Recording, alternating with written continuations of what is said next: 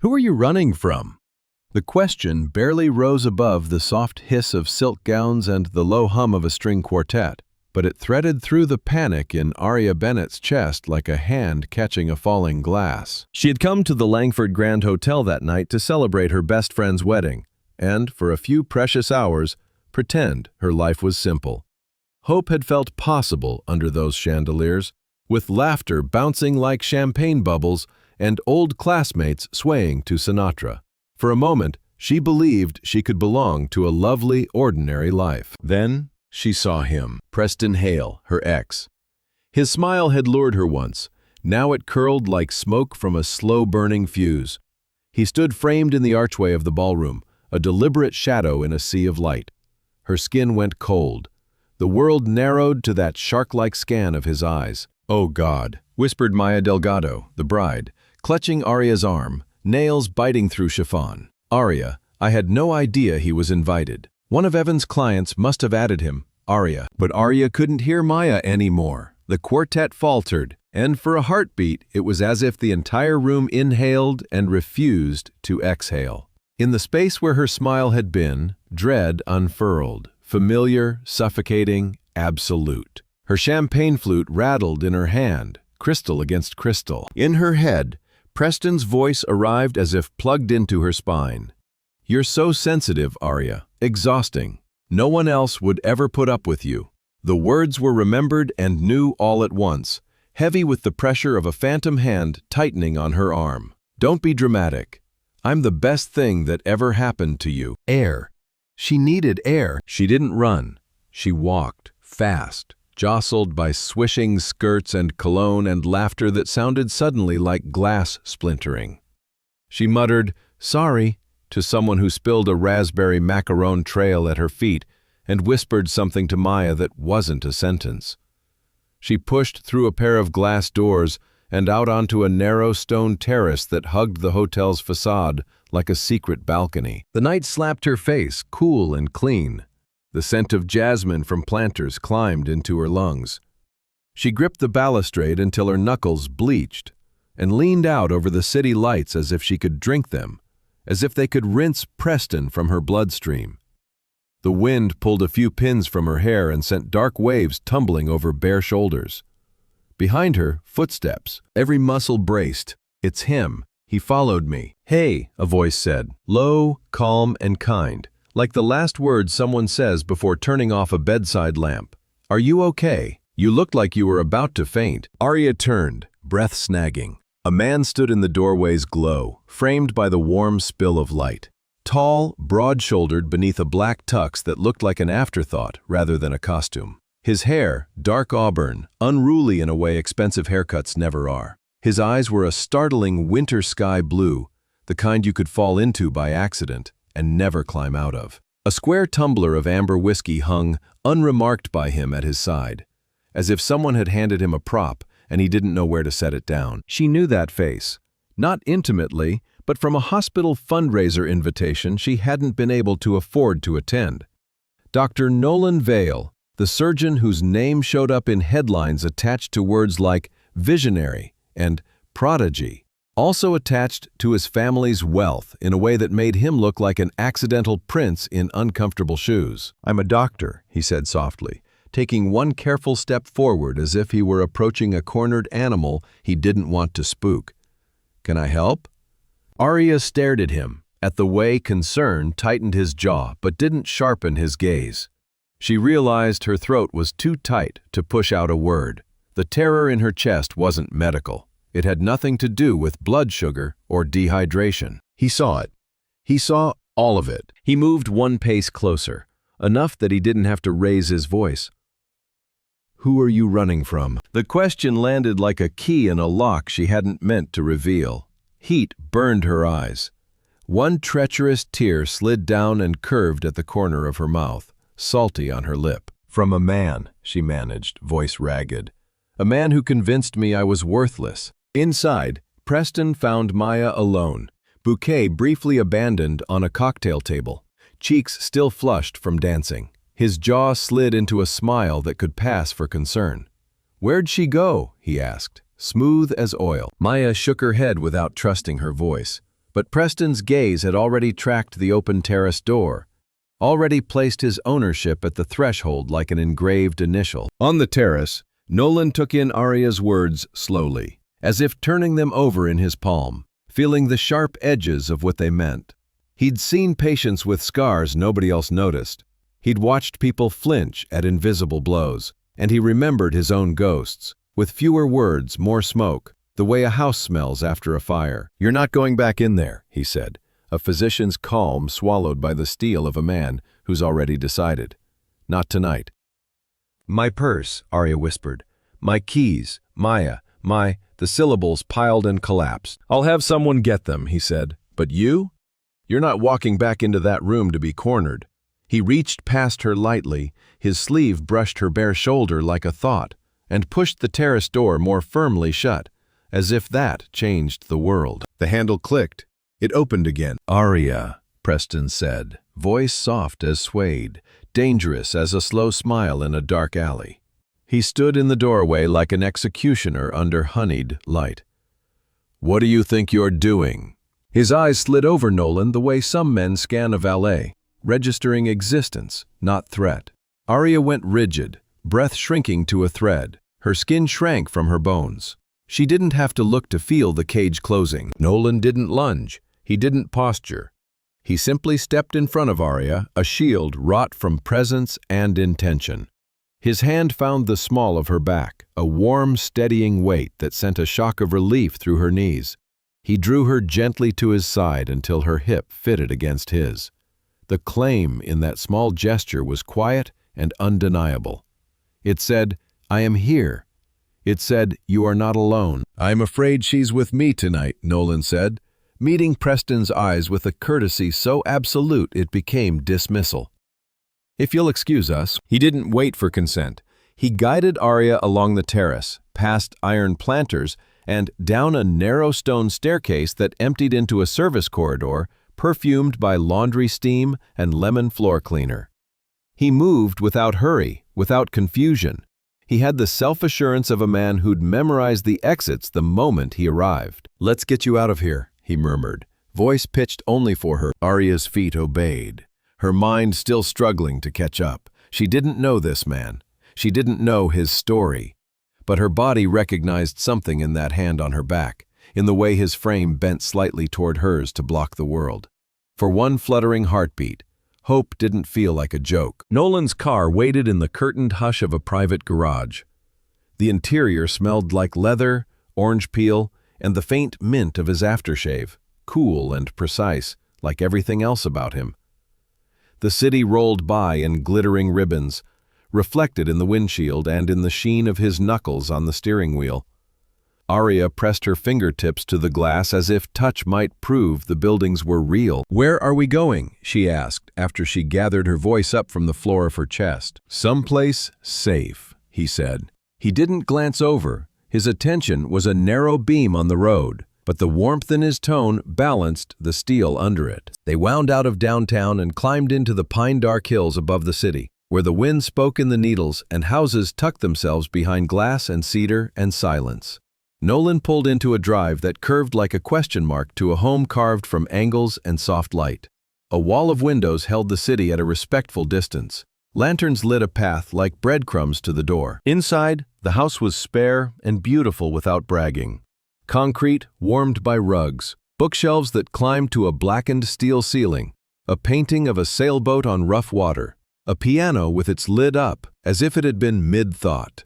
He handed her a mug of tea, chamomile and lemon, the heat seeping into her palms, then draped a cashmere throw over her shoulders like he did that every day. "You can stay here tonight," he said. Not coaxing, not appeasing, simple fact. No one will find you. He didn't ask for an explanation. He didn't ask for a name. He didn't ask at all. He set a glass of water on the table without a sound. A big gray dog padded into the room, more wolf than dog at first glance, untied gratitude in his gentle eyes. He sniffed her ankles respectfully, then nosed her hand until her fingers found velvet ears. "Indigo," Nolan said, almost apologetic.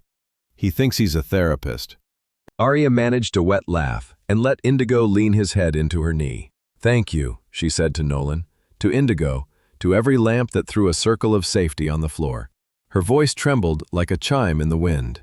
"I don't know how to repay." "There's nothing to repay," Nolan said quietly, and meant it so hard she could feel it in the soles of her feet. Her phone vibrated angrily against the wood of the coffee table, dancing in place with such violence it threatened to skitter to the edge. Then again, and again. The screen bloomed with missed calls and messages. The first preview line was enough. "Where are you? Who is he? You walk out on me? You think you humiliate me? You belong to me, Arya. I will find you." Hope tilted. Loss rushed back in, cold and ruthless, erasing the edges of the room. Arya's hand shook hard enough to clatter ice in the water glass. Nolan watched the blood drain from her face. He watched her shrink 2 inches into herself. The decision he made was not a performance. It was a reordering of his personal gravity. "This isn't just about one night," he said. He didn't ask. His voice had the tempered seriousness of a scalpel touching skin.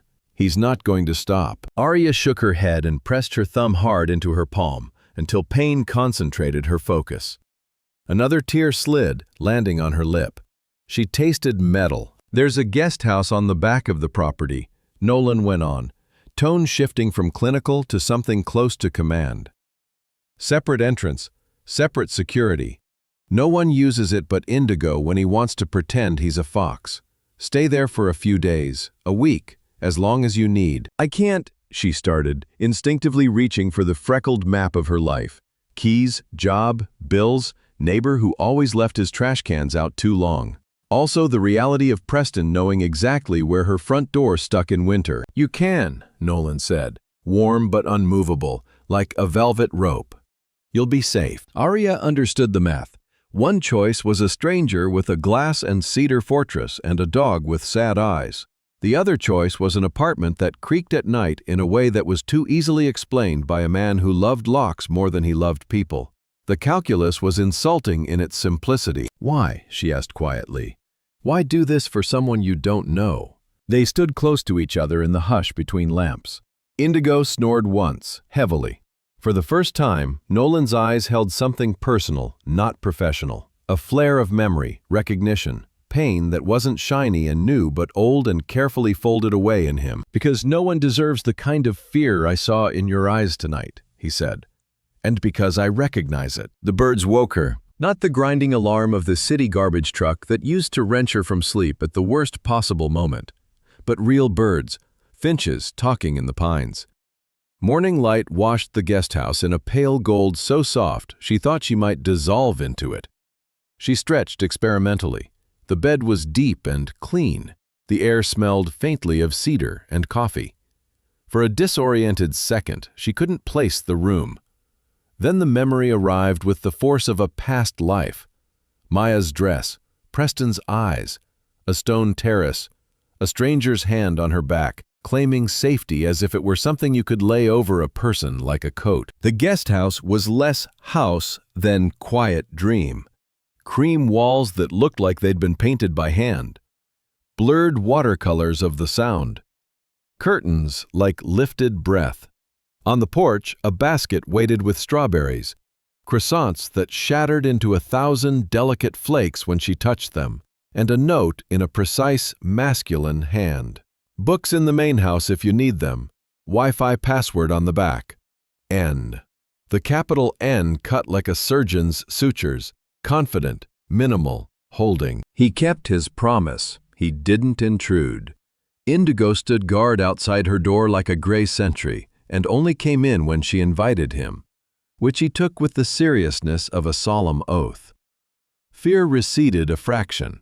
Hope edged forward warily, tasting the room's corners one by one. By late morning, Arya had set down the croissant long enough to open her laptop. Research was her hidden place, her reclaiming of power. She had always believed that knowing the shape of a thing could shrink it. The internet confirmed what glossy magazines and fawning donors had been screaming for years. Dr. Nolan Vale wasn't just a surgeon. He was a phenomenon, the youngest chief the city had seen in living memory. A prodigy who had pioneered techniques for burn reconstruction that made other surgeons fly across oceans to watch him work. He'd rebuilt children's faces after devastating accidents, repaired hands and futures, repaired more than that. He wasn't making the beautiful more beautiful. He was taking the broken and making them possible again. Sleep didn't arrive that night. The estate's peace threw into relief the hurricane inside her chest. Eventually, the quiet prevented her from pretending to be all right. She slipped across the dewed lawn under a shawl, Indigo a silent flank at her side, and padded into the main house barefoot like a child sneaking cookies.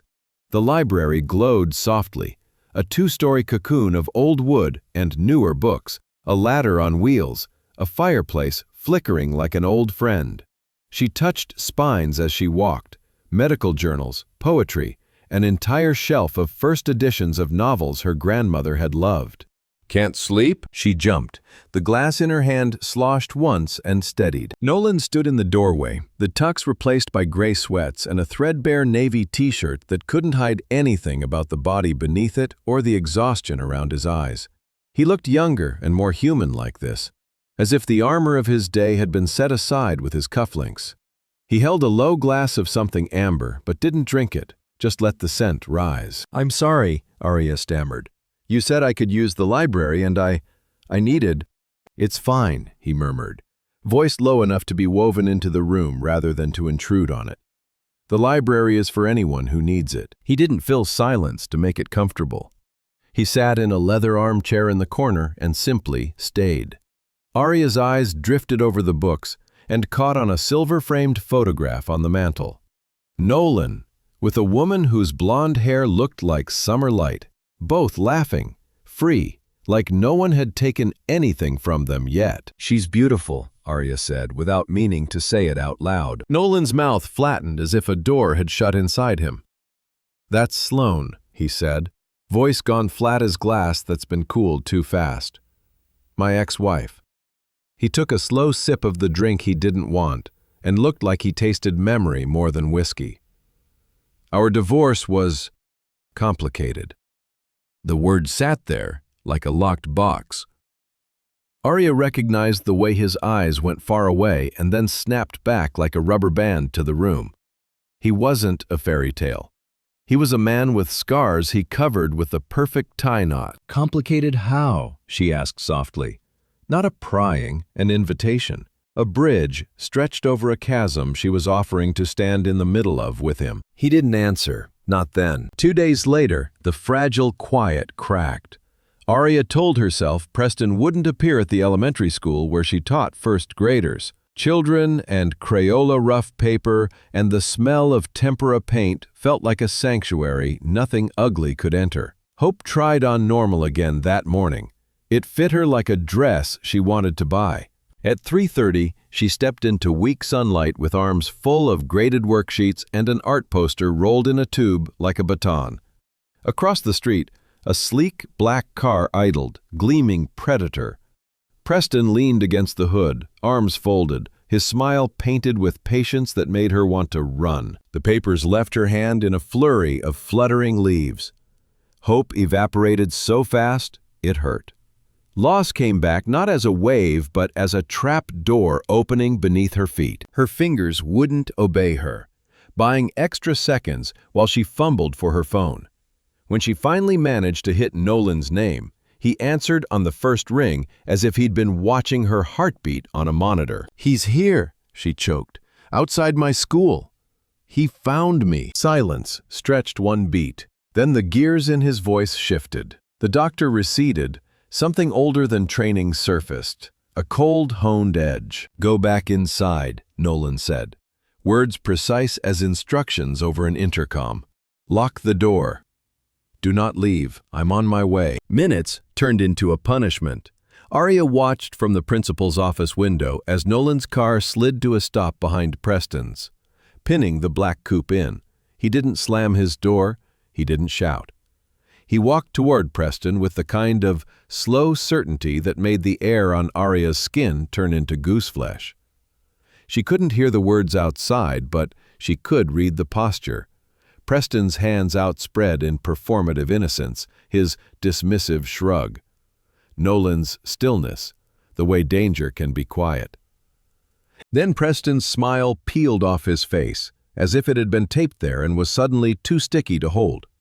Something in his eyes buckled. He stepped back. He held his hands up. He scrambled into his car and peeled away, tires whispering, not screaming. "It's over," Nolan said when he found her. His voice had returned to the tone people leaned toward in a hospital when they were told good news. "He won't be back." "What did you say?" Arya whispered. He met her eyes. The blue held a seriousness that made her think of long nights, hard calls, decisions that couldn't be undone. "That any further contact with you becomes a legal matter, and in that arena, I have more resources." Arya knew that wasn't the only thing he'd conveyed. She had seen the split second that turned Preston from wolf into wet dog. It wasn't the threat of a lawsuit. It was a reminder. There are men in this city more powerful than you, and one of them is looking at you right now. "Come on," Nolan said softly, letting his hand hover a breath away from her shoulder before resting there. "Let's go home." Home. The word wasn't a place. It was an ache. It was something she'd wanted to believe in for years and hadn't been able to without flinching. Hope poked its head up cautiously again and didn't get swatted down immediately. That night, hope became a fragile flame, shivering, hypnotic. But it couldn't keep her rage from catching. "I hate this," Arya said, pacing Nolan's living room, her voice painting sharp angles in the air. "I hate feeling like the weak one in my own story. I hate how small he made me. I hate that he can still do it by just standing there." Nolan watched her pace, something dawning behind the tiredness in his eyes. A decision took shape on his mouth. "You can't control him," he said, "but you can control how you meet him. Here." He tapped his temple, then his chest. "Strength is more than muscle, but muscle can be a convenient translator." He drove her the next day to a block of old warehouses turned art studios and microbreweries. Farther down, behind a door with no name, a private gym breathed the smell of polish and sweat and music you didn't hear so much as felt in the soles of your feet. The floors were clean enough to mirror. The heavy bags hung like sleeping beasts, the ring in the corner bright under lights. "What are we doing here?" Arya asked, arms folded to keep them from shaking. "You're going to learn how to hit," he said with the first smile she'd seen on him that didn't look curated or sad. He held up a pair of black gloves that had molded to weeks of hands. Very hard. He started with stance. He started with feet. He started with breath, which wasn't about air so much as choice. "Don't be afraid of your own power," he murmured, voice at her shoulder. "You weren't fragile. You were contained." He held up focus mitts and let her come forward in little bursts. Her first jab was more apology than strike. Her second, a little less sorry. "See him," Nolan said, voice deepening. "Every word he weaponized. Every moment he made you feel like less than nothing. Put it in your fist." Something in her didn't snap so much as release, like a band she hadn't realized was constricting her ribcage suddenly cut free. She drove her knuckles forward, and when the mitt absorbed the blow, the sound ricocheted off the walls, clean, satisfying, a crack like a seeded watermelon split on a summer sidewalk. "There you are," Nolan said, and pride softened him in a way that loosened something else in her as well. Punch after punch chipped fear down into rubble that she didn't have to climb over anymore. The line between breath and movement blurred. A hum grew under her skin that had nothing to do with adrenaline and everything to do with arriving in a body she'd once abandoned. As they moved, the space between them changed. He came behind her to shift her hips. "Guard up," he murmured close enough to warm her ear. His hands on her arms were precise and impersonal at first, then less so in a way that wasn't a trespass.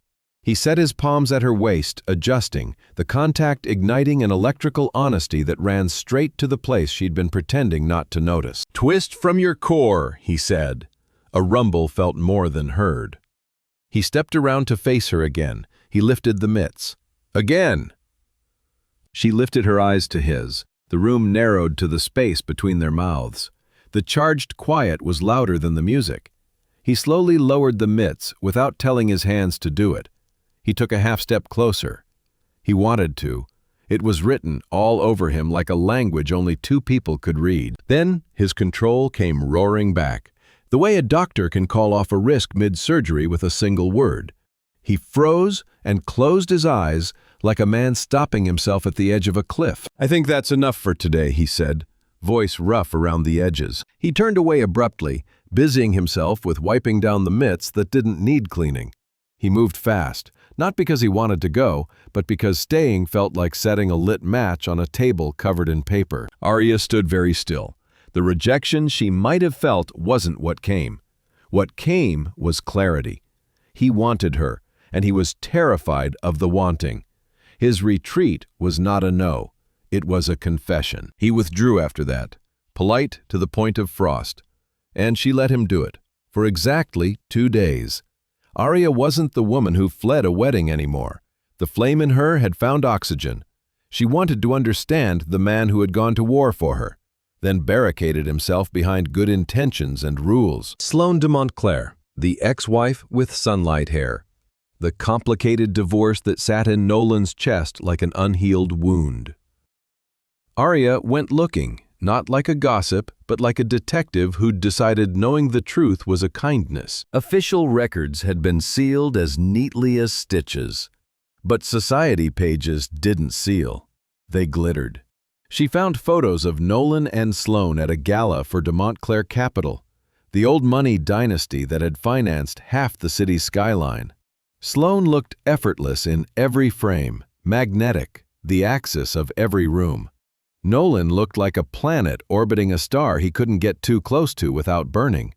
His smile was tight, his eyes not fooled. Then she found it, the footnote that changed the angle of every past image. An obscure financial blog run by a nerd who'd never been invited to a gala in his life and wrote like a man who was free.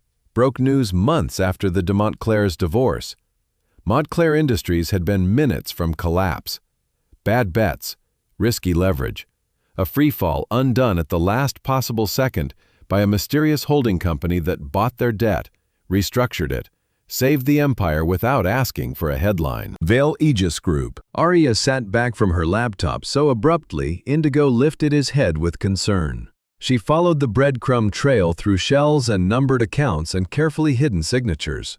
She had ridden these kinds of mazes before. The architecture of secrecy was similar no matter what it kept behind it. When she surfaced hours later, the conclusion glowed like a line drawn in fire. Nolan had saved his ex-wife's family when he didn't owe them a band-aid, and he had done it quietly. Not for applause, not for thanks that never came. For himself, for whatever DNA of his demanded not to let anyone drown if he could throw a rope. Arya looked at the main house. Behind the walls, he was probably writing emails, adjusting some schedule, pretending his heart was not as large or as breakable as it really was. He wasn't a cold prince hoarding castles. He was a wounded king who had built high walls, so no one would see how soft the center still was. Everything shifted. That evening, she walked into the main house like she owned the place. Nolan stood in front of an open refrigerator, staring into it as if it might answer a different question entirely. "I'm cooking," she announced, placing grocery bags on the island. "You can protest if you want. It won't change the menu." "You don't have to do that," he said, turning, surprise cutting lines in his brow. "The chef has the night off," she interrupted, shoulders squared. "Sit. You're my guest." He sat because something in her tone made ignoring it unthinkable. She cooked like a woman remembering joy. A pan sizzling with garlic, basil torn and released into the room. Pasta catching sauce in a dance. The kitchen filled with the kind of smell you could be glad to come home to. They ate at a small table instead of the long one that looked like it waited for 10 businessmen and too much wine. They talked about surgery because it was safer than talking about the gym, or feelings that felt like wildfire under a wind shift. He described a hand reconstruction that had felt like playing Bach with bone and sinew. She asked questions that made him talk more slowly, not because he didn't know the answers, but because he knew someone truly wanted to hear them. Half a bottle of red later, Arya set down her glass and met his eyes. She didn't soften the words with filler. "I know what you did." The glass stopped halfway to his mouth. He looked at her as if the floor had opened under him again. "I don't know what." "For Sloane," she said gently. "For her family. You saved them." Silence rang. The mask he wore in boardrooms and surgeries and uncomfortable conversations slid off his face. He looked naked in a way a lack of clothing could never achieve. "How?" he whispered. "I'm good at finding things," she said simply, "but that isn't what matters. Why? Why save someone who left you? Why do it secretly?" He stared into the curved red at the bottom of his glass like it could tell the future, the past, and all the parts he couldn't say out loud. When he finally spoke, the words came as if it cost him to move them. "It was never about money," he said, "and it wasn't about her." He lifted his eyes to hers. They were raw and honest and endless. "When she left, she told me I was cold, unlovable, obsessed with my work, and I believed her because I know how to hold on to a thought harder than most people. I decided to become what she accused me of being: efficient, detached, untouchable." He exhaled unevenly. Saving her family was me proving her wrong to myself. That I could love without possession. That protection could be quiet. That I could do the right thing even if it never touched the light. It was penance, he added after a beat. A confession he had avoided even in his own head. For failing her. Arya's chest hurt in a way that had nothing to do with fear. She reached across the table and took his hand, and it wasn't symbolic. It was everything. "You didn't fail her," she said. "She failed you." His fingers tightened around hers. Something behind his sternum slumped the way a fortress might when it finally understands the siege is over. "I'm afraid of this," he admitted, voice shaking, not in weakness, but in relief, "of what I feel for you. I don't know how not to control it, to arrange it, to put it somewhere safe with a label on it." "Don't," she said, holding his gaze, anchoring him with her steadiness. "Don't control it. Just feel it with me." He stood, pulling her up with him, as if gravity had shifted.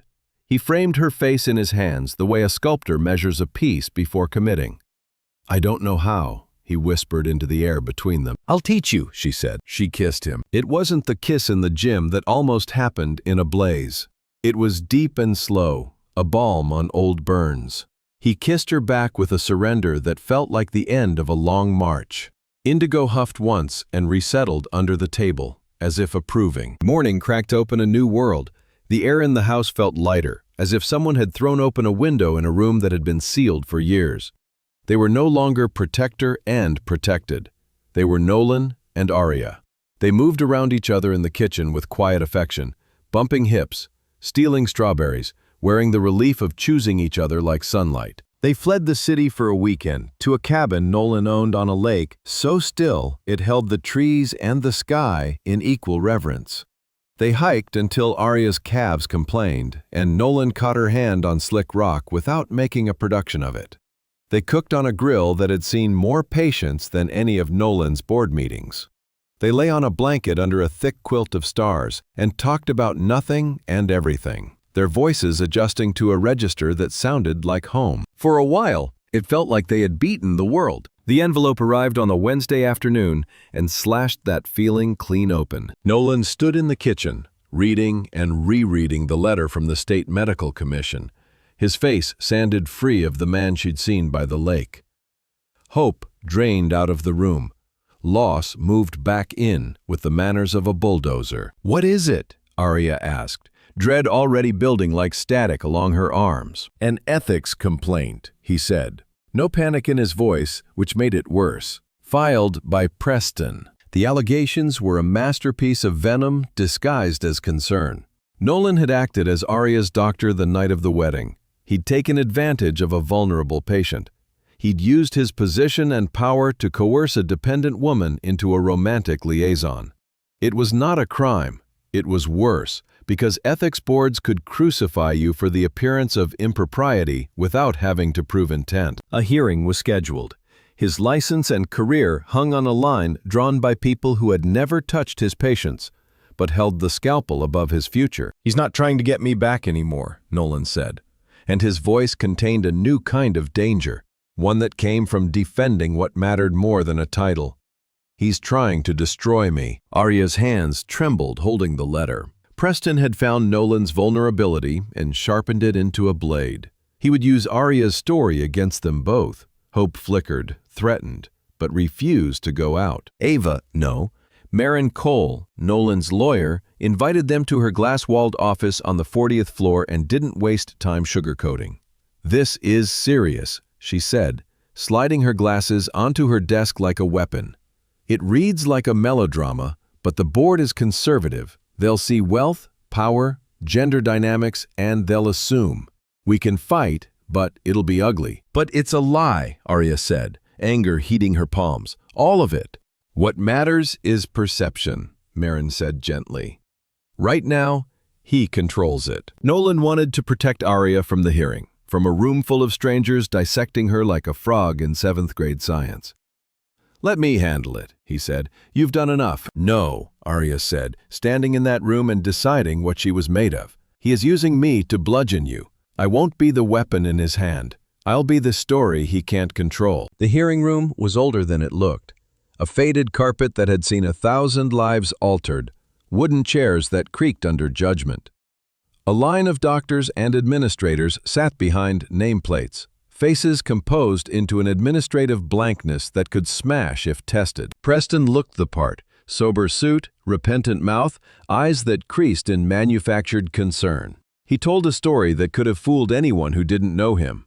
Arya was fragile after their breakup. Dr. Vale took advantage. He cared deeply. He just wanted to protect her. It was a script written by an expert manipulator who knows how to look like the hero in a room built for apologies. Then Arya sat.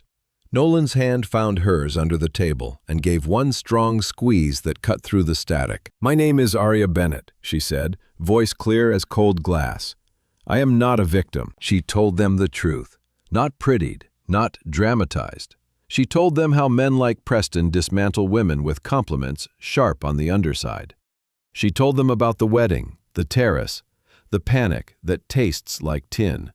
She told them how Nolan had spared her questions and offered her safety without asking for anything in return.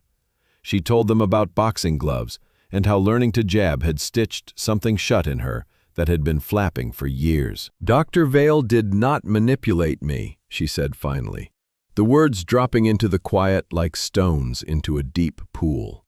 "He made space for me to remember who I was. He did not coerce me. He made me free." It should have been enough. For a moment, it was.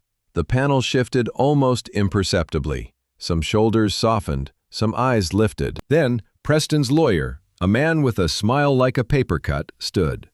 "A moving narrative," he said, and the word moving sounded like a slur in his mouth. "But narratives are malleable. Facts are not. Perhaps Miss Bennett can explain this." The projector threw numbers onto the wall, black ladder steps in a white ascent, a bank statement, a single staggering wire transfer from Vale Aegis Group to a trust in Arya's name. The document glowed like accusation. "Looks less like empowerment," the lawyer purred, "and more like a payment. A transaction, if you will. One that violates any reasonable interpretation of medical ethics." Arya stared. Nolan had set up the trust her first day at the guest house. "For your independence," he'd said simply, "so you never have to feel trapped." She had forgotten the line item as if it were a kindness she'd stuffed in a drawer too fast and never looked at again. Now it stood center stage with a spotlight and a sneer. Marin stood to object, framing the fund as what it was, an irrevocable trust with Nolan's access severed, written to ensure Arya could make choices even if he disappeared. The explanation was correct and felt thin as breath in that room. Nolan looked at the projection and then at Preston's face, triumph cut into a grin. He looked at Arya. He saw the humiliation curdle in her gut. He saw the way every woman in that room shrank at the idea that their lives could be turned into ammunition. He could have fought. He could have forced a long public dissection and maybe even kept his title by virtue of legal gymnastics. He could have made her bleed so he could keep stitching. He stood. "He's right," Nolan said, voice calm enough to reorganize the room around it. Marin's head snapped to him. Arya's eyes filled with disbelief. The panel leaned forward because they smelled submission, or maybe because they sensed a man doing something they did not expect. "Yes, I transferred that money," he said. "And yes, my relationship with Miss Bennett became personal. The board's rules exist for a reason, to protect patients from even the possibility of coercion." I believe my intentions were honorable. The appearance does not care about my belief. He looked each panelist in the eye, the way a surgeon looks at each member of an operating team before the first incision. To remove any cloud of impropriety, to safeguard the integrity of this hospital, and to protect Ms. Bennett from further scrutiny, I tender my resignation as Chief of Reconstructive Surgery, effective immediately. Hope crashed to the floor. Loss spread out its arms and made itself at home. Gasps prickled in the air like a sudden storm. Nolan didn't look at Preston. He didn't look at Marin. He looked at Arya and gave the smallest nod, barely visible. It said, "You are more important than anything I own." He walked out, the door closing behind him, with obscene normalcy for a moment that had just reshaped lives. The city swallowed the news in gulps and spat it back out as headlines and half-truths. The social scene texted itself into a frenzy. Some called him noble. Others called him reckless. Preston preened like a peacock in an empty courtyard. Arya found Nolan at home, quiet as snow. He poured no drink. He called no one. He sat on the end of the piano bench with Indigo's giant head in his lap. "You can't do this for me," she said, tears already tracking. "It's just a job," he said, gentler than she had ever heard him, as if it were a lullaby and not a declaration of war. "My work matters, but it's not my life. You are." His calm broke something open in her resolve. Hope pivoted, not back to what it had been, but forward to something harder and more dangerous. "Then we don't let him win," she said. She called Maya. Maya answered on the second ring and swore in Spanish for a full 30 seconds. "He's a monster," Maya said in the crisp, bright tone she used to make caterers panic. "And we're going to make sure every person with a pulse knows it." They started with whispers, sent into the right corners of the internet. Then they widened the circle. They found Sadie Price, a graphic designer who dated Preston 2 years before. Sadie's story threw a mirror up to Arya's. The love bombing, the isolation, the voice that turns truth into a pretzel, and the harassment when she dared to say no. Sadie had been smart enough to screen grab rage, archive voicemails, save every email where Preston's mask slipped. Her file was a museum of coercion. "This is it," Arya said, fingers going cold around her phone. "This is how we break his veneer." Justice required a general. Arya asked for the best. She walked into a downtown law office where light fell like water through one entire wall of glass. At the head of the table sat Sloane de Montclair, not in a couture gown, in a suit that fit like armor. She looked at Arya without flinching, then at the thick file and the way Arya's hands didn't shake anymore. "I need your help," Arya said. "Not to salvage Nolan's career," he'd refuse. "I want to stop the man who does this to women. I heard you're as ruthless as men like him and twice as ethical." Sloane opened the file and let rage do the opposite of what it usually does, focus her. "I didn't love Nolan the right way," she said, voice cutting without being cruel. "But he is a good man. And I enjoy destroying bad ones." An unlikely alliance formed. Not sentimental, not about contrition or forgiveness, but about power being used the right way for once. Sloane didn't file a complaint. She launched a campaign. First, she filed for a temporary restraining order for Arya and Sadie. The evidence piled like bricks in a wall too high to see over. The judge signed the orders without theatrics. News of it leaked and slapped Preston across the face in public. Next, Sloane filed a civil suit detailing, without adjectives, the exact ways Preston liked to peel women down to bone. Lawyers read it and winced. The details weren't lurid, they were worse, boringly consistent. Then she called Nora Kim, an investigative journalist with a Pulitzer and a reputation for bringing men like Preston into the light, kicking and screaming. Nora didn't print gossip. She printed facts that tied into knots around liars' throats. The story that published was a bomb that went off very quietly and leveled a lot of expensive homes. It didn't tell the truth for sport. It told it as a surgical correction. Arya and Sadie's names were there, by choice, backed by receipts that no one could wave away as bitterness. Preston's firm suspended him before lunch. His fiancée, Elena Radcliffe, whose family could buy and sell Prestons a few times over, released a statement written like an ice pick. His friends folded their schedules around not being seen with him.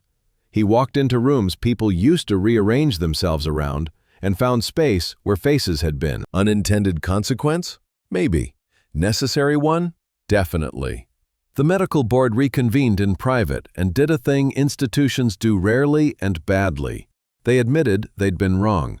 The chair called Nolan. The apology wasn't dramatic, it was careful and sincere and contained. The complaint was dismissed, expunged. The board humbly requested he reconsider his resignation. Nolan stood in the library and listened to a powerful man say he was sorry. He hung up and exhaled, not like a man saved, but like a man who no longer had to hold his breath. He found Arya at the window, looking at the pines in the city and the way they kissed at the horizon. He slid his arms around her waist and rested his chin in the curve where her neck met her shoulder. "You did it," he whispered. "You saved me." She turned, her smile softening him. "We saved each other." The board expected Nolan to sign back on the dotted line, like a dignified prince returning to his throne after an unfair exile. The city expected it too. Legacy is a loud word. Nolan made a different choice. "Thank you," he told the board chair. "I respectfully decline." Arya stared at him when he told her, "You've won. Your name is cleared. This is the thing your family built, that your grandfather carved from marble with his bare hands." "It was my family's," he said. "No bitterness in it. Only relief. It's time to build my own." He drove her to the south end of the city, where murals painted on brick walls looked like permission rather than vandalism. They parked in front of a shuttered clinic whose windows were coated with grime and hope underneath. Weeds broke the sidewalk's cracks like green stubbornness. "This," Nolan said, eyes bright with a heat that wasn't anger for the first time in months. "This is my future." He told her the plan he had been nursing alone in half-sentences and spreadsheets. He'd sold his majority shares in the private hospital and bought this building before the ethics hearing even happened. As if his heart knew before his head did. He wanted to build a place where money didn't determine whether a person got a face, a hand, a life back. "The Vale Bennett Clinic," he said, and the words were the proposal before the proposal. "Top-tier reconstructive care, no billing, no half measures. We'll take the cases others turn away because they're messy or unglamorous. We'll make miracles normal." He took her upstairs. Dust floated in the light pouring through enormous windows. The space had been a dental office once. It needed a lot. It had bones like a dancer. "This is yours," Nolan said. Voice softer than anything had been in a long time. An art studio. Classes for kids. Workshops for anyone who's ever been told their voice doesn't matter. A safe place that is yours to guard. You will be its heart, Arya. Not in title, in truth. Tears found her not as drama, but as relief. She looked around and saw 100 kids dipping brushes into jars. She saw a teenage girl painting a self-portrait that didn't erase her scars. She saw Nolan downstairs, stitching a hand and laughing with a patient whose life had just been enlarged. He sank to one knee in the dust, not dramatic, not planned. There was no ring. He held her hand and looked up like the last night on earth and the first morning both. "I don't have a hospital empire," he said, voice rough with everything he'd been holding, and wasn't anymore. "I have my heart. I have the iron promise that I will protect what we build, including you. And I have a dream that makes sense only with you in it. Marry me, Arya Bennett." She laughed and sobbed at the same time, and said yes, like a vow, because it was. 1 year later, the Vale Bennett Clinic and Community Center thrummed with life. Downstairs, Nolan moved through exam rooms and operating suites that glowed like temples to what human hands could do singly and together. Upstairs, Arya's studio smelled like paint and coffee and paper spotted with joy. The garden they had carved from concrete behind the building made its own weather, not hot or cold, but safe. They got married there, not with gold chairs and canapes, but with kids who had drawn the ceremony programs in crayon and nurses who had worked double shifts to get an hour to cry happy tears. Maya cried most of all. And then she laughed hardest at the little boy who yelled "kiss" at the wrong time. Sloane came too, not in contrition but in respect. Her friendship with Arya real and not performative. Her seat on the clinic's foundation board, a promise written in business plans and checks. Sadie stood in the front row with a face that wasn't haunted anymore. Marin, who had fought and lost and then watched Nolan choose to win differently, hugged him so hard he laughed. Arya's dress was simple and beautiful and hers. Nolan's suit was tailored but not austere. He looked at her like she had pulled him out of deep water and set him on a shore he never would have found alone. They whispered vows that didn't mention forever or fate. They promised to choose daily, with the same seriousness Nolan brought to a scalpel, with the same wild clarity Arya brought to a brush. At sunset, Nolan took the microphone, even though he didn't plan to speak. The light loved the leaves. Someone's grandmother dabbed at her eyes. Indigo wandered between chairs, collecting scratches from 100 friends. "On the night we met," Nolan said, voice steady in that way that made people lean forward, made silence deeper. "I asked you who you were running from. I thought I was offering you shelter. I've spent the years since then making sure you never have to run from anything again. But here's the truth I didn't know then. You were the one who pulled me out of the life I was running toward, without ever asking if I wanted it." He lifted his glass not like a toast but like a prayer. "To my wife, my partner, my harbor." They kissed. No urgency, no performance. Just a long exhale into a future that felt earned. Hope didn't tremble. It stood quietly, proud, inevitable. There were no more ghosts, or rather, there were. Ghosts of who they'd been. Ghosts of choices made out of fear. But they no longer held the lights. Arya and Nolan did. Together, steady as a heartbeat.